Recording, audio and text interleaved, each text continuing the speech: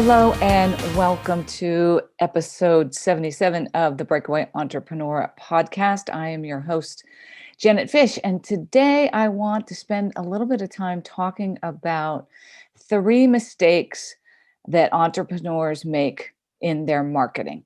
So, as you know, I'm a business coach. I worked with over 1,000 clients. Most of the time we focus on and work on marketing and the marketing plan. And I just see these same 3 mistakes being made over and over and over again. They tend to keep the entrepreneur stuck so that year after year, they're making the same amount of money or making less, but they're not making more. They're not making a significant amount more. And that's what we want. That's what we want for all of our businesses, is for it to grow and to make more money. And I just see these 3 major mistakes being made over and over again. So I want to share them with you. And hopefully you're not making them. And if you are, then whether you are or you aren't. I usually wait till the end, but I'm going to offer it up right now. I do a marketing audit. I'll sit down with you one-to-one, and we will look through your marketing plan. We'll figure out where you are. You figure out where you want to go. Hopefully we'll figure out whether you're making any of the mistakes that I'm going to talk about here in a minute. But I'd love to spend some time with you and do what I call a marketing audit. Usually takes, 30 minutes, 40 minutes at the most. We record it and it becomes an episode on the podcast. And so if you want some exposure for your company, come on, let's do a marketing audit. So coach at Breakaway Business Coaching. That's a way to get in touch with me. Email me and let's get you on the show. Let's get your marketing spiffed up. Let's take a look at where you are and where you want to go and how I can help you get there. So that's my little plug for the marketing audit. Also, you can go to www.breakawaybusinesscoaching.com, and up in the right-hand side, there's a button that you can sign up to get a marketing audit. So hopefully I will see you there. That's awesome. Okay, so let's talk about the 3 mistakes that entrepreneurs make in their marketing. And the first one is they don't identify their ideal client or their target market. They don't understand who they're selling to. I hear it a lot that people say, well, my product works for everybody. And that may very well be true. I'm not saying that's not true, but I am saying it's really difficult to market to the masses. If you're going to market to the masses, you're going to market to no one. Because you need to identify and specify the pain, the challenge, the hurdle, why people need your what you sell. So I like to say, what is the problem that you solve, and how do you uniquely solve it? And the answer to those 2 questions will help you identify exactly who your target market is. Who are they? Where they are? And identify that by what's the problem that you solve, and how do you solve it differently than anybody else solves it? Let me talk about the aspirin versus vitamin analogy. It's a marketing thing. And so let me give you the story, or the definition of, or an explanation, I guess, of the aspirin versus vitamin, because a lot of people don't want to sell to the pain. They don't want to think about the pain. They don't want to sell to the challenge. But I submit to you, it's a lot easier to sell to the challenge. I was opposed to this methodology thought process for a really long time, until my friend Martha Hanlon, who I interviewed way back in the last year or so, a year and a half, about marketing. And so she was a big proponent. She used to talk about the aspirin versus vitamin. And I never resonated with it, because I thought, I would really like to focus on the positive and not the challenge or the negative. And then I started to use that methodology, and it worked a whole lot better. So let me give you an example of what it is. So I have a headache. So I wake up in the middle of the night and I have a searing headache. I may get in the car at 2:00 in the morning and drive to the local pharmacy to get some aspirin because I've got this searing headache. I wake up at 2 a.m. and I think, wow, I should probably be healthier. Maybe I need to take some vitamins. I'm probably not going to get in the car at 2 a.m. and drive to the pharmacy or drive to the drugstore to get some vitamins because I'm not in pain, right? Vitamins are a nice to have thing or a way to get better, but that's not as going to um, drive me as much to go buy something.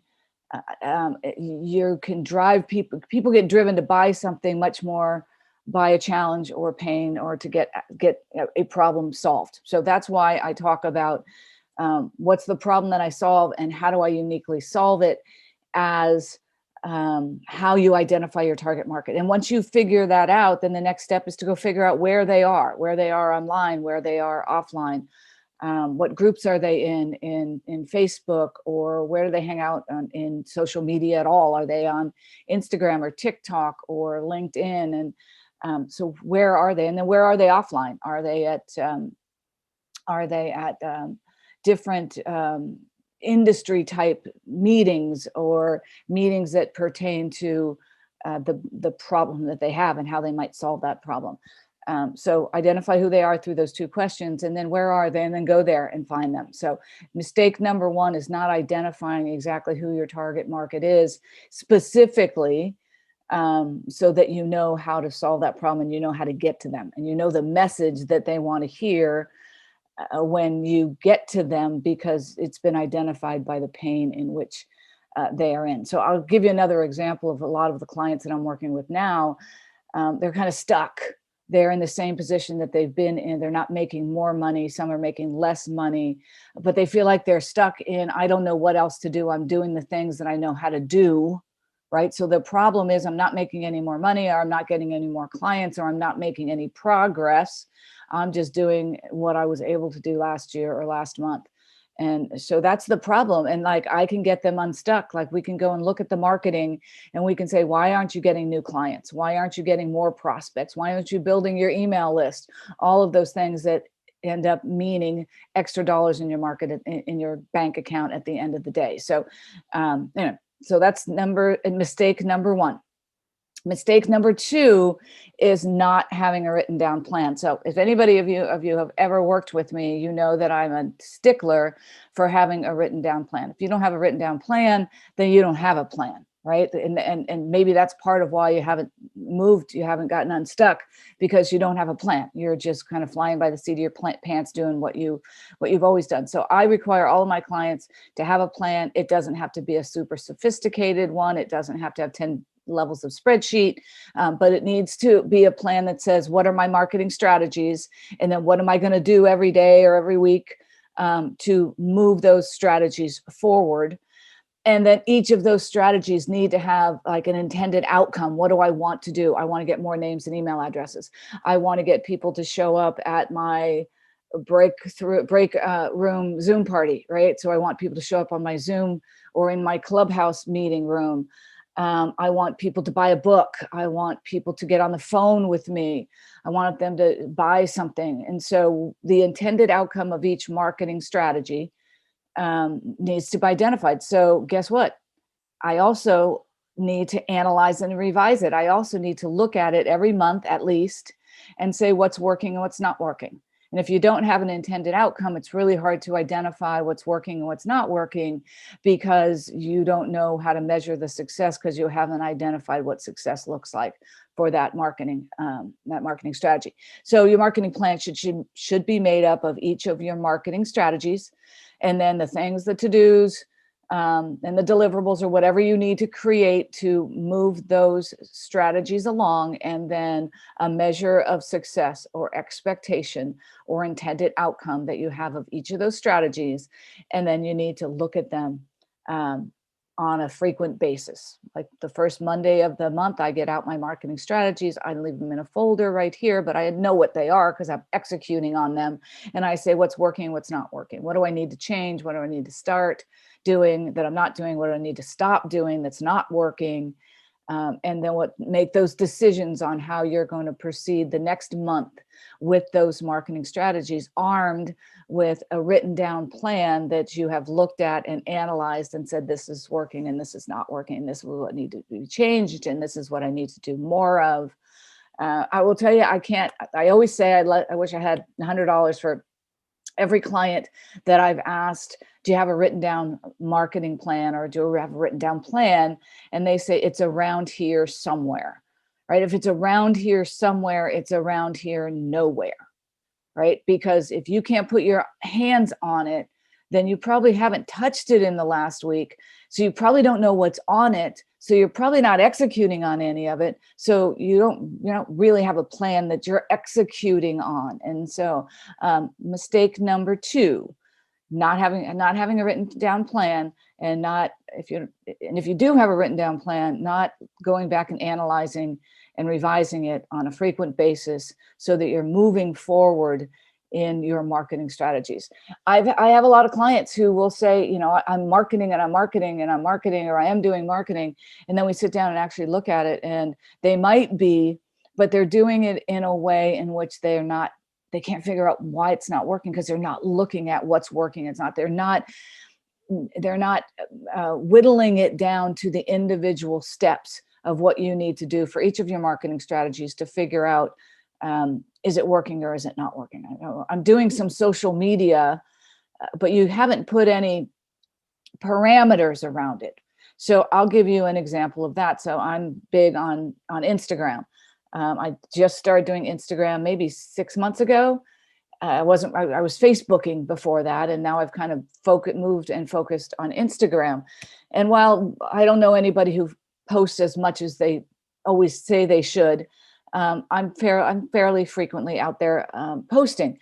And so when I started doing that, I had a goal, and at that point, I don't know if I even had 100 followers. So when I started, I was like, I want to get to 100 followers.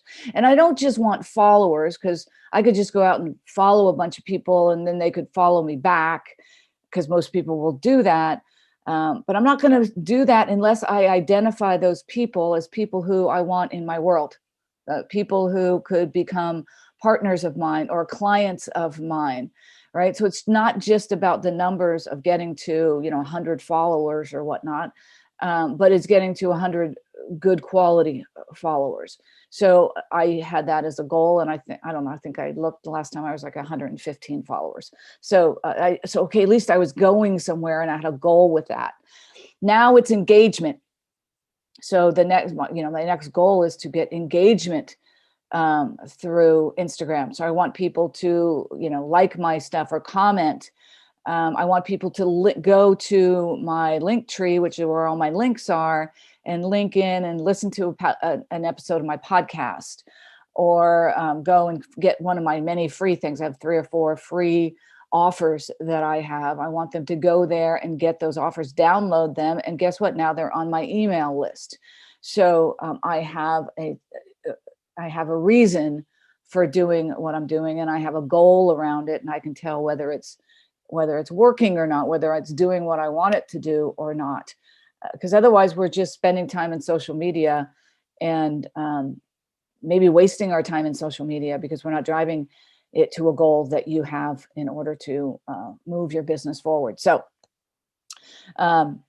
mistake number 2, not having a written down plan and not analyzing and revising. All right. Mistake number 3, and this is one that I have to shake my head at, and yet I see it a lot, and I'm sure I sometimes do it, but I try not to. It is not following up with the leads that you have.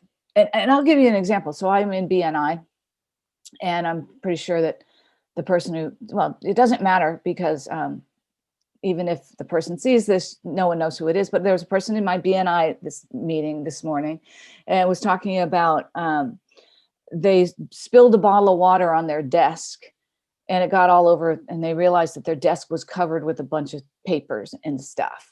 And so they cleaned their desk, and the moral was like, keep a clean desk. But in that conversation, or that story that he was telling, he mentioned that there was a stack of business cards sitting on his desk. Like, if you listen to the podcast, I've ranted about this before, but it is a huge mistake. One of the biggest mistakes that I see people, and it should have probably been number 1, but these aren't in any specific order. But to me, this is the biggest mistake you can make, is to spend time getting people to say, I'm interested in what you have. Here's my business card, or here's my contact information, or, here's my name and email address, right? We get those from people. We spend a lot of time in marketing to get those. And then we leave them on our desk. Okay, number one, you're never going to do anything with something that's sitting on your desk, right? You're not going to pick them up and say, I think I'm going to call through this list of business cards. You may, but very few people do. Like that's not a normal thing. It's just sitting there, and they're going to sit there. And so a couple things. One, leads go cold really, really fast. So if you meet somebody at a networking event and they're like, I'm interested in learning more about what you have, or I'm interested in more about your podcast, Janet. If I don't immediately contact them or email them or get in touch with them somehow, they will very quickly forget about me. And so if I wait a week or 2 weeks and then I send them an email, and they're going to be like, who the heck is this? I don't remember. Like, I don't remember meeting her. That was 2 weeks ago. Or if they do, they're going to have to think back like, oh yeah, I met that woman. What was she talking about? Why was I interested in engaging with her or learning more? I don't even remember now why I was interested in talking to her. So you either lose that opportunity, or you have to recreate it. You have to go back and explain again, oh, this is what I do. And this is, whatever the question about. I always approach it from the standpoint of like, tell me about your business and tell me about where you might be challenged. And then we get into a conversation about, so what would it mean like to you if that challenge was satisfied, or, whatever you needed, you were getting, how would that affect your life? And then we talk about like, maybe we can work together. So if you don't follow up right away, then you have to recreate all of that, or that never happens because they don't respond. Like you email them or you call them and they're like, I don't remember who the heck Janet Fish is. I met her 2 weeks ago. Right. But if I contact her the next day or the day after that, she's like, oh yeah, I just met her the other day and I remember what we talked about. So don't make that mistake, right? Don't make that mistake of not following up right away with people that you meet and people that say, hey, I'm interested in you, in what you have. The other thing is, don't leave these names and email addresses that you've worked hard in time or money to get. Don't leave them in a pile somewhere. Put them in a database, put them in a CRM, put them in a system where you can email them every every week, or whatever it is. I try to email every week. Now I'm creating a lot of different content. So now I may be emailing more than once a week. But I try to stay engaged with those people who have said, hey, I'm interested in what you have. Because here's what happens. If you meet somebody and they say, hey, I'm interested in learning more about how to, I'll give an example that I think is, it just fits into what we're talking about. I sell a course called Business Cards to Cash, right? And it's all about, hey, I've got a bunch of cards sitting, or I've got a bunch of untamed assets. I've got names and email addresses. One, maybe I've got them in a pile sitting on my desk. Maybe I've got them in a spreadsheet. Maybe I've got them in my phone book. Maybe I even have them in a CRM or a database, but I'm not doing anything with them. Well, guess what? So I sell a course on that. Now I forgot where I was going with this, but I will say this. Let's say you come to me now, my train of thought. Now you come to me and you're like, I'm interested in learning about that. And I don't do anything with it. Like you opt in and say, yeah, I want to learn more about it, but I don't do anything. Or I meet you and you're like, yeah, I'm interested in figuring out how to do that. And then I don't do anything with it. Well, now I've planted the seed in their head that that's a problem that they need to solve, right? Because that's an untapped asset. That's a bunch of people who already are interested in what you have and you're not engaging them. So guess what? Those people are going to go find somebody else. They're going to go hire somebody else to help them figure out what to do with those names and email addresses and turn those business cards into cash in their pocket, right? So it's not just a missed opportunity. It's losing them to the competition because they're going to go find somebody else who can solve that problem that you've identified that they have. So super important to follow up and to get those names and email addresses in a format. I would say a database. I use ActiveCampaign, which I love ActiveCampaign. I went from MailChimp to ActiveCampaign at the beginning of the year, and I've been able to do so much more, much easier. Not that anything against MailChimp, but ActiveCampaign's just, I just really am finding it useful. I really like it. And so follow up on those names and email addresses that you've collected, because if you don't, like I said, somebody else will. So those are my 3: sell the pain, know your audience, know your target market, and find them, go where they are with a message that resonates with them. 2, have a written down plan and then use it to analyze and revise on a frequent basis. And 3rd is follow up, create email campaigns, or put those names and emails in a database, and then grow that. Like, one of my goals is to grow my database by another 1,000 this year. And so I have a specific goal, and I know where I am tracking towards that goal, because I can see it. I know where I started, and I know what I'm adding every month. So I have to actually do marketing campaigns that are going to drive people to opt in so I can grow my list, right? I'm going to do a giveaway and get a whole bunch of names and email addresses. So I have specific things that are going to help me get to that goal. So those are my 3 marketing mistakes that entrepreneurs make. And so I'll leave you with this. If you want to learn more about marketing, and you want to fine tune your marketing, or you want to just look at your marketing and say, what can I be doing differently? Because you want more clients, you want more prospects, and ultimately you want more clients, or want more leads, and then more prospects, and then ultimately turn them into clients. Let's do a marketing audit. So I talked about it at the beginning. I'll talk about it again now. We'll sit down, most likely via Zoom. We'll talk for, I don't know how long, 30 minutes or so. We'll record it. We'll talk about where you are in your marketing. We'll talk about where you can go. We'll kind of analyze it and audit it and see where we can make some changes. And then we'll record that as an episode of the podcast. We'll get you recognition about your business out there. Because I'm sure I've already done a couple of these, and the issues that entrepreneurs, and I'm sure you and me, all of us, issues that we have are the same issues that other entrepreneurs have. So we're not alone in that. It's not a vulnerable thing. Let's just talk about where you are and how I might be able to help you get to that next level in your business through your marketing. So sign up for a marketing audit 2 ways: www.breakawaybusinesscoaching.com. Upper right-hand corner, there's a green button. Click on that. It says marketing audit. Sign up for that. Or email me, coach@breakawaybusinesscoaching.com. Email me and let's get you on the schedule. I would love to do that. So anyway, have a great day. Happy marketing. Don't make these 3 mistakes. I hope you learned a little bit. And we'll see you on the next one. Thanks.